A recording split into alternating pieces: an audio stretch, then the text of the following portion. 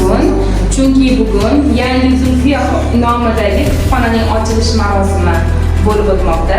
O'zbekiston Respublikasi Prezidenti Shavkat Mirziyoyevning kutubxonalar va kitobxonlikni rivojlantirishga qaratilgan bir qancha farmonlari mavjud. Shulardan biri Prezidentimiz tomonidan 2009-yil 7-iyunda qabul qilingan O'zbekiston Respublikasi aholisiga axborot kutubxona xizmati ko'rsatish yanada takomillashtirish to'g'risidagi qarori hisoblanadi. Mana shu qarorlar munosabat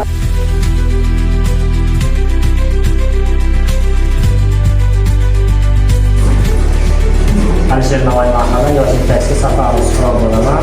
Sizlar ko'rib turgan ushbu markazda yoshlarimiz kelib ertalabdan kechgacha bemalol kitob mutolaa qilishlari mumkin. Bundan tashqari ushbu markazimizda ingliz tili, rus tili, mantiq, arifmetika, tarix va huquq fanlari bo'yicha aholiga bepulga ta'lim berish tizimini yo'lga qo'yish harakatidamiz. Hozirda kitoblarimizni boyitish uchun mahallaga Muammo tashkilotlarga e'lonlar berganmiz, asosiy etilgan kitoblarimizni to'ldirib kelyapmiz.